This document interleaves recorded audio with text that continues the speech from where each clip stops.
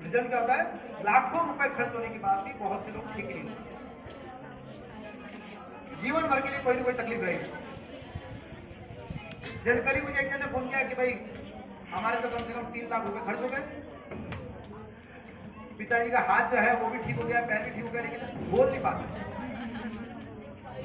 आवाज नहीं निकलती। तो लाखों रुपए खर्च हो जाते, वहां भी ठीक नहीं होते। ऐसे ही लकवे का अटैक मेरी मां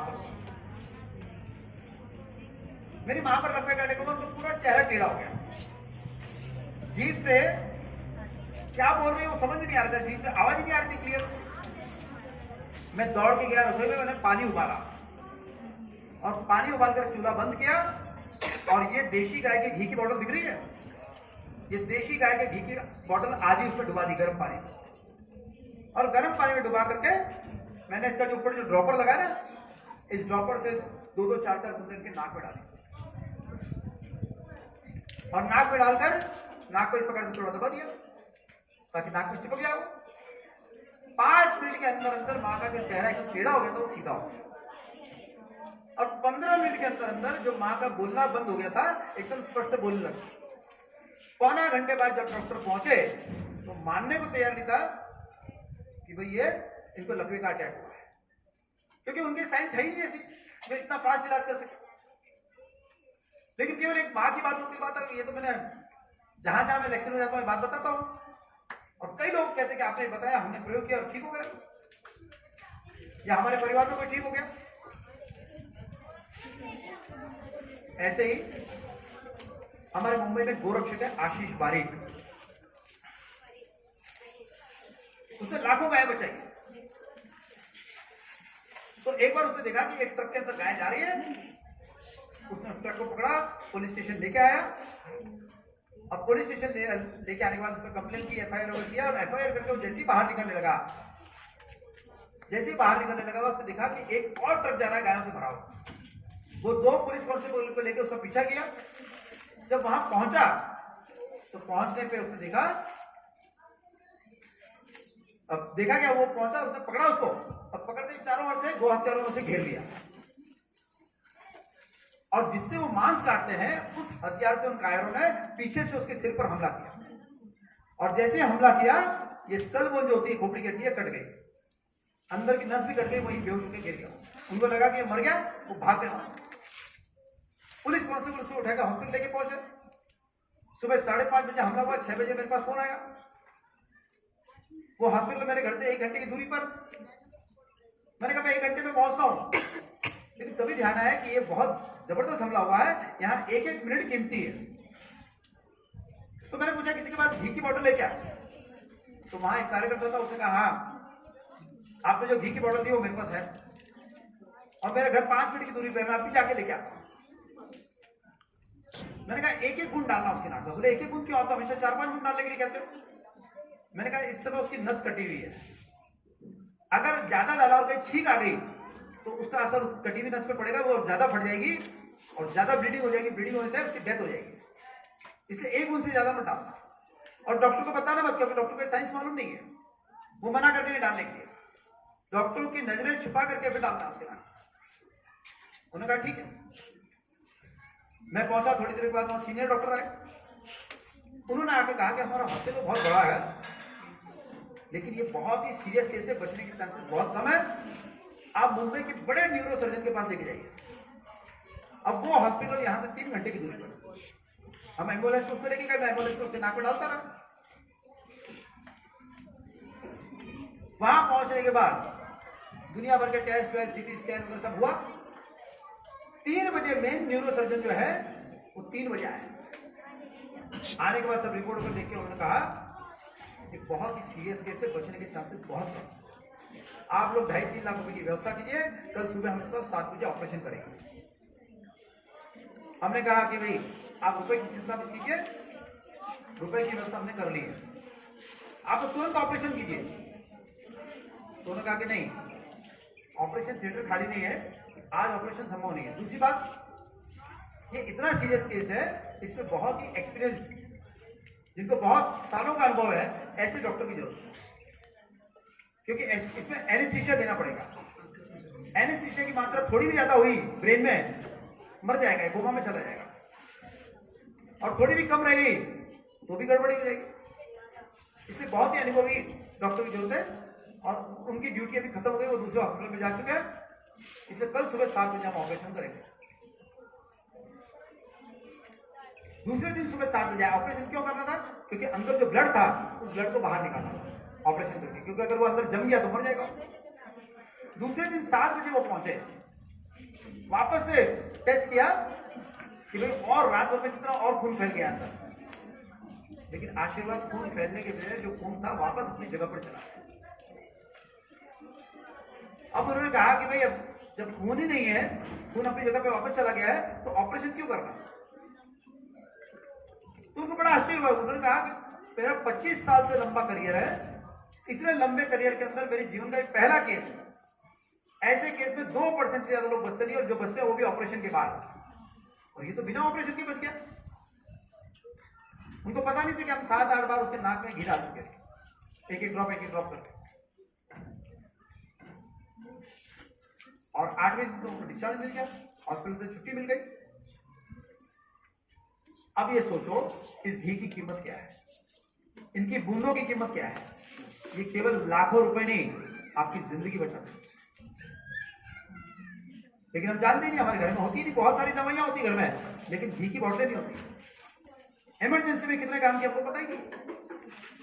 जहां लाखों रुपए के बाद भी कुछ नहीं हो सकता, वो काम ये घी की बूंदें कर देती है। अब बच्चों के लिए क्या काम किया? अभी एग्जाम का समय आ गया,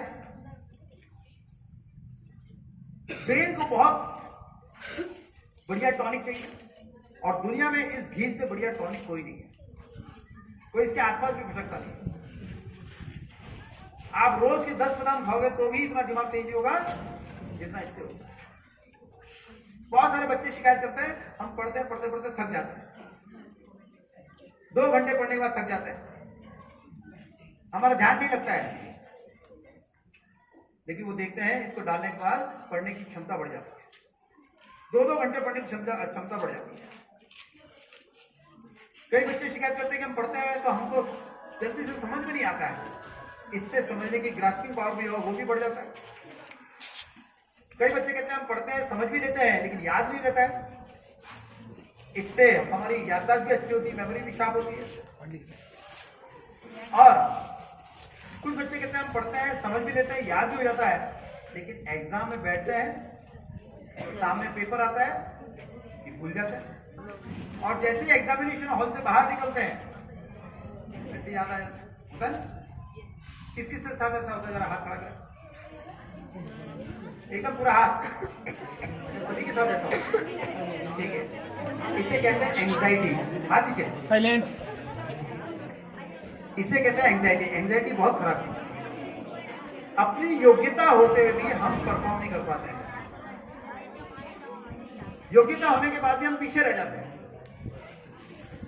कई बार लोग इंटरव्यू में जाते हैं और वहां जब पूछते हैं उस समय भूल जाते हैं, और जैसे ही इंटरव्यू देके बाहर निकलते हैं बोलते हैं यार याद था लेकिन उस समय भूल गया, मैं याद ही नहीं आया, और फिर हो जाते हैं, अच्छे मौके गंवा देते हैं। कई बार जिंदगी में बहुत अच्छे अवसर मिलते हैं, लेकिन उसी समय हमारा दिमाग काम करना बंद कर देता है।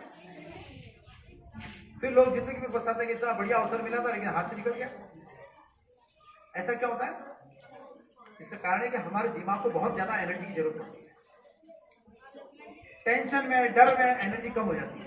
लेकिन अगर सरप्लस एनर्जी है, हमारे पास ज्यादा एनर्जी है, तो हम उतनी एनर्जी कम नहीं होती है कि हमारा दिमाग काम करना बंद हो जाए। तो सभी को ये डालना है, ये नाक में डालने से 90 से ज्यादा बीमारियां ठीक होती है। लड़कियों की एक बीमारी होती है, एक बार मेरे पास एक कैंसर पेशेंट आई, मैंने बहुत सारे कैंसर पेशेंट ठीक किए, तो कैंसर पेशेंट मेरे पास आई, मुझे लगा कि कैंसर का इलाज पूछना चाहती है, मैंने बताना शुरू कर दिया। 2 मिनट के बाद बोली अरे कैंसर छोड़ा, मेरे बाल गिर रहे हैं, इसका इलाज बताओ। मतलब लड़कियों के लिए कैंसर एक मामूली चीज है, बाल गिरना ज्यादा है, तो बाल का इलाज बताओ। किस किस के बाल झड़ रहे, जरा हाथ खड़ा करें। अच्छा यहाँ बहुत कम लड़कियों को जाता है, लेकिन जिन्होंने हाथ खड़े किए गंदी तो नहीं हुई अंदर की। ठीक है, अब क्या है, मैंने तो 7-8 साल से टीवी देखना बंद कर दिया है, क्योंकि मुझे समझ में गया टीवी इडियट बॉक्स क्या करता है, इडियट बनाता है। लेकिन 7-8 साल पहले जब टीवी देखता था तो टीवी में एक ऐड आता था, क्लिनिक ऑल क्लियर, बालों के लिए, और लड़कियां दौड़ के जाती ऐड देखती है बालों के लिए, जो भी मिले टीवी पर दिखे लेके आ जाती। तो लड़कियां लेके आती है, लेके आके अपने बालों में लगाती, जो होते वो भी क्लियर हो जाते, क्योंकि नाम ही क्लिनिक ऑल क्लियर। जिनको बाल गिरने की समस्या है वो भी ये नाक में डालना शुरू करें, 40 दिन में बाल गिरना बंद हो जाए। अच्छा, डालना कैसे हो बताए? देसी गाय का घी कैसे डालना है? रात को जब हम भोजन कर लें, पानी वानी पी लें, जब अब कुछ खाना पीना नहीं है तब लेट जाए, तकिया जो है हटा दे 5 मिनट के लिए, गर्दन पीछे करें, और घी कैसे गर्म करना पता है, पानी डायरेक्टली गर्म करना है, पानी में गर्म करना है, तो गुनगुना घी अपने नाक में डालना है, और नाक में डालेगा, नाक को इस प्रकार से बंद करना ताकि नाक में चिपक जाए, और 8-10 गहरी गहरी सांस लेना है। गहरी सांस लेने से ब्रेन में असर शुरू हो जाएगा, तुरंत ब्रेन को एनर्जी मिलनी शुरू हो जाएगी, रात भर वो एनर्जी मिलती रहेगी। 8-10 गहरी सांस है, बोलना नहीं है बिल्कुल भी, इसके ऊपर पानी बिल्कुल नहीं पीना। अगर पानी पीना ही है, फिर पानी पीना तो भूल गए, अब क्या करें, तो फिर गर्म पानी पीना, सादा पानी पिएंगे नुकसान करेगा। और 5 मिनट के बाद तकिया लगा और सो जाए, तो पूरी रात इसका असर होता है। बहुत दिमाग के लिए बहुत जबरदस्त होती है। तो ऐसी कीमती चीज गाय दे रही है। हम बादाम खरीदते हैं, मामरा बादाम, क्या भाव चल रहा है? 2200-2400 रुपए किलो चल रहा है मामरा बादाम। उससे भी जितना लाभ नहीं होता 1 किलो से, उससे ज्यादा लाभ इससे हो जाता है। तो हमारे हर एक के घर में गाय है ना, किस किस के घर में देशी गाय है? हाथ खड़ा करें। हाँ, बहुत अच्छी बात है, ठीक है, देशी गाय है ना, हाथ दीजिए। तो अपने घर में अब ये घी बनाने का तरीका बताता हूँ, कैसे बना सकते हैं ये बताता हूँ। घी के अंदर क्या विशेषता है? पहली बात है, गाय प्रसन्न होनी चाहिए। गाय कब प्रसन्न होती है? जब उसके बछड़े को उसका पेट भर दूध मिलता है। तो ये जो घी बनाते हैं वो क्या करते हैं, 2 थन का दूध बछड़े को पिलाते हैं, 2 थन का ही दूध निकालते हैं। गाय का बच्चा भूखा रहे और हम उसका दूध निकाले तो गाय प्रसन्न रहेगी क्या? नहीं। तो गाय प्रसन्न रहनी चाहिए, तो आधा दूध का आधा दूध, 2 थन से शब्द बना है 2 हन, और 2 थन की जगह हमने 3 थन लिए तो उसको बोलते हैं शोषण, एक्सप्लॉइटेशन। तो हमको गाय का शोषण नहीं करना है, दोहन करना है, उसके बछड़े को पेट भर के दूध मिलना चाहिए, तो गाय प्रसन्न होगी और अच्छा दूध मिलेगा। दूसरी बात, गाय एक ही एक जगह बंदी रहेगी तो प्रसन्न रहती है या घूमने से प्रसन्न रहती है? तो गाय को रोज 7-8 किलोमीटर घूमने के लिए चाहिए। तो इसलिए गाय, लेकिन कहाँ घूमे? सड़क पर।